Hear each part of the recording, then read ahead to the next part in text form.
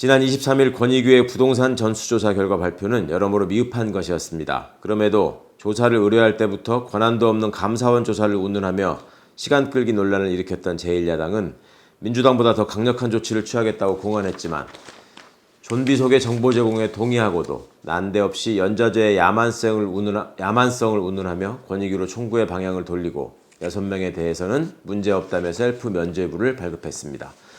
먼저 이루어진 민주당 의원들과 LH 직원들에 대한 조사에서 국민의힘 소속 의원들이 날린 비아냥과 날선 비판은 자신들의 치부 앞에서는 갈 길을 잃은 채 헤매고만 있습니다.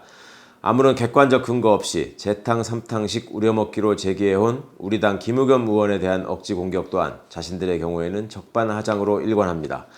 이미 모든 사실을 낱낱이 밝히고 청와대 대변인직에서 사퇴한 후에도 국회의원 후보직 사퇴, 처분이익의 사회환원이라는 책임 부담을 모두 성실히 이행한 김의겸 의원에게 만일 아직도 남은 의혹이 있다면 국민의힘 소속 의원들의 의혹은 태산보다 크다는 점을 명심하기 바랍니다. 엄청난 도덕성과 책임의식을 강조하며 현실성 없는 꼼수로 가득한 의원직 사퇴를 앞세우고 첫 번째 기자회견에서 부친이 농사를 지으려 했다며 아무런 설득력 없는 사실관계를 펼쳐가며 특유 의혹을 전면 부인했던 윤희숙 의원은 두 번째 기자회견에서 손바닥 뒤집듯 말을 바꾸어 부동산 투기의 가능성을 인정하고 갑자기 사회환원을 운운하며 정쟁을 증폭시키려는 시도만 계속하고 있습니다. 불법이라면 그 이득이 환수되는 것이 당연함에도 마치 자선을 하는 것으로 포장하려 하고 이미 가동되고 있는 특수본의 수사에 성실히 임하면 될 일을 당시 고위공직자 신분이 아니라 공수처 수사 대상이 될 수 없다는 것이 뻔한데도 공수처 수사를 자처하며 여론을 호도하려 합니다. 부친에 대한 애틋한 사과는 있었으나 국민에 대한 사과는 없습니다.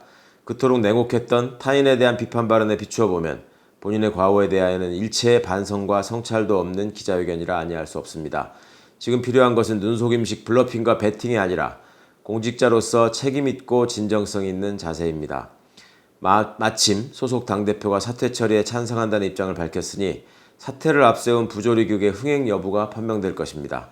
아울러 KDI 내부 정보 활용 가능성에 문제가 제기된 만큼 그 여부에 대한 엄정하고 면밀한 전수조사도 병행되어야 한다는 점을 촉구합니다. LH를 의심하고 질타한 만큼 반드시 동일한 잣대가 적용되어야 할 것입니다. 각 당 대선 후보들도 자신의 치부는 없는지 자발적으로 조사에 응할 것이라 믿습니다. 고맙습니다.